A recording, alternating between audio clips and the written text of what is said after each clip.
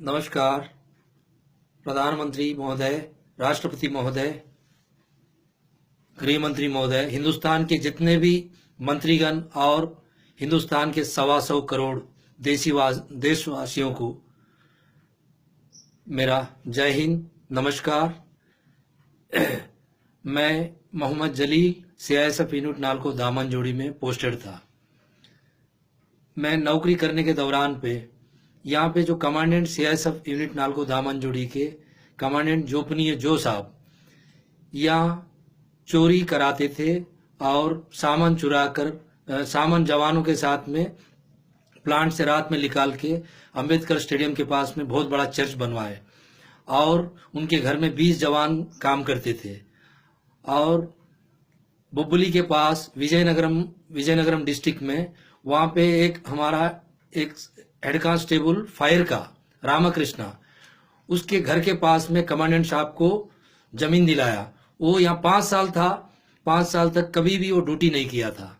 वो खाली second commandant के नाम पे लोग जवान हर इंस्पेक्टर तक उससे डरते थे कि ये जो कमांडेंट इनके काले कामों के बारे में, और मैं इनके खिलाफ में ऊपर में लिखा और मैं इनके खिलाफ आवाज उठाया। हमें चर्च में बाइबल भी देते थे पढ़ने के लिए, बोले, हमने मना कर दिया, प्रोटेस्ट किया। एक मैं हूं, एक अनिल कुमार, सत्येंद्र कुमार, एस सुभाष, हम लोग 4-5 लड़के थे, हम लोग विरोध किए। तो अनिल को कंपलसरी रिटायरमेंट कर दिया, सत्येंद्र कुमार को कंपलसरी रिटायरमेंट किया, एस सुभाष को रिमूव फ्रॉम की सर्विस किया। मुझे 11 चार्जशीट दिया कमांडेंट जोपनीय जो साहब, उनके खिलाफ मैंने आवाज उठाया बोल के। आज तक आजादी के 70 साल बाद में भी आर्मी से लेके जितने भी आर्मड फोर्स है, किसी जवान को आज तक 11 चार्जशीट नहीं मिला, मुझे दिया। तो मैं इसके खिलाफ 25 मार्च 2013 को तत्कालीन गृह मंत्री कांग्रेस गवर्नमेंट के उनको जाके मिलके मैं उनको बताया तो जब गृह मंत्री महोदय बोले कि मैं इसकी जांच करवाऊंगा, आज तक उसकी जांच नहीं हुई। मैं वहां दिल्ली से आने के बाद में मुझे 2/4/2013 को मुझे सस्पेंड किया गया। उसके बाद 11 चार्जशीट मेरे को एक करके मुझे 11 चार्जशीट दिए। मुझे इतना परेशान किए कि मेरी 11 इंक्वायरी अफसर अलग अलग इंक्वायरी करके मुझे बहुत तंग किए। जब इंक्वायरी रिपोर्ट मुझे 21/11/2013 को मुझे बाई पोस्ट भेजा गया उनके द्वारा, उसमें 15 दिन का समय दिया गया था। तो मुझे 6 दिसंबर 2013 में मुझे जवाब देना था। मुझे जवाब देने से पहले ही मुझे डिसमिस फ्रॉम सर्विस किया गया। मैं इसके खिलाफ हॉनरेबल हाई कोर्ट कटक में न्याय के लिए गया। हॉनरेबल हाई कोर्ट मुझे प्रोटेक्शन दिए। मेरा केस जब तक क्लियर नहीं होगा, मेरे बच्चों को स्कूल जाने के लिए और क्वार्टर का स्टे दिया गया। उसके बाद मेरे घर में 21/10/2014 को बिजली पानी काट दिए। फिर हॉनरेबल हाई कोर्ट में जाके मैं कंटेम्प्ट ऑफ कोर्ट किया। तो हॉनरेबल कोर्ट कमांडेंट साहब को 5/11/2014 को कोर्ट में बुलाया गया। वहां आके माफी, गलती हो गई बोल के माफी मांग के चले गए।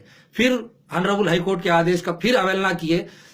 28 मार्च 2016 को मेरे बच्चों को स्कूल जाने के लिए स्कूल बस में नहीं चढ़ने देते थे, हमारा मेडिकल फैसिलिटी बंद कर दिए। उसके बारे में फिर मैं हॉनरेबल हाई कोर्ट गया। तो 6 दिसंबर 2016 को फिर मेरे बच्चों को स्कूल जाने के लिए और मेरा मेडिकल इलाज के लिए हॉनरेबल हाई कोर्ट ने आदेश किए। और 21 दिसंबर 2016 को कमांडेंट साहब को कोर्ट में अपीयर होने के लिए बोला गया। उन्होंने कोर्ट में अपीयर नहीं किए। इतना जो अत्याचार प्रताड़ित मुझे किया गया, मैं प्रधानमंत्री राष्ट्रपति महोदय को दिल्ली जाके गृह मंत्री, गृह राज्य मंत्री, हिंदुस्तान में जितने भी मंत्रीगण हैं सबको जाके मिला। मैं तेलंगाना का रहने वाला, मेरे एमपी, कई एमपी लोग जो है गृह मंत्री साहब को लेटर लिखे।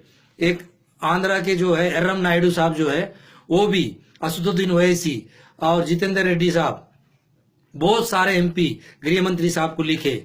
निनोन इयरिंग साहब, कई लोग लिखे हैं कि मेरे साथ जो अन्याय किया गया इसकी जांच सेंट्रल से कराया जाए बोल के प्रधानमंत्री महोदय को लिखे। वो लिखने के बाद में प्रधानमंत्री साहब राष्ट्रपति के यहाँ से, राष्ट्रपति महोदय के यहाँ से लेटर जो है हमारे गृह मंत्रालय को भेजते हैं। गृह मंत्रालय से वो हमारे डीजी साहब के पास जाता है। डीजी साहब के यहाँ से ये जो कमांडेंट जो चोर लुटेरा है उसी कमांडेंट के पास भेजते हैं। वो कमांडेंट मेरे को 6 बार लेटर जवाब दिया है, आपने जो भी आरोप लगाए हैं वो निराधार है बोल के।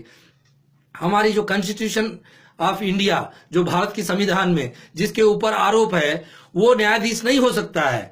वो जो चोर के पास भेज रहे हैं तो मुझे न्याय कहां से मिलेगा। मैं प्रधानमंत्री राष्ट्रपति महोदय से हाथ जोड़ के विनती करता हूं, ये 125 करोड़ देशवासियों को मेरे साथ जो नाइंसाफी हुई इसके खिलाफ आप लोग मेरे साथ खड़िए। मेरी इस आवाज को आप लोग भी अपना भाई समझ के, हम देश की रक्षा के लिए भर्ती हुई, हम देश की सेवा करने के लिए, देश के खिलाफ अगर कोई मेरे तिरंगा को बुरी नजर से देखे तो उसके आंख निकालने के लिए हम भर्ती हुए। हम हमारा देश के लिए हम जो भी मरने के लिए भी हम तैयार है, सर कटा सकते हैं, हमारे देश के लिए हम सर नहीं झुका सकते हैं। ऐसा जवान मैं हिंदुस्तान में कोई ऐसा हथियार नहीं, हर हथियार मैं चला पाता, बम भी बना सकता, बम भी मैं डिस्पोज कर सकता। मेरे जैसे जवान को डिसमिस फ्रॉम सर्विस किया। हिंदुस्तान जो सरकार मुझे कितना पैसा खर्च करके मुझे ट्रेनिंग दिया, मेरे को ये जो कमांडेंट मेरे को नौकरी से निकाल दिया। मेरे को नौकरी नहीं चाहिए, मुझे इसकी इंडिपेंडेंट इंक्वायरी के लिए मैं मांग कर रहा हूं। आज तक मैं 4 साल से मारे मैं भटके घूम रहा हूं। मेरे पास इतना सबूत है। ये कमांडेंट के ऊपर इतना ये गलत कर रहा तो इसके ऊपर ना विजिलेंस, सीबीआई, किसी का भी आज तक छापा नहीं मारा गया। क्यों? क्या प्रधानमंत्री महोदय बोलते ना खाऊंगा ना खाने दूंगा।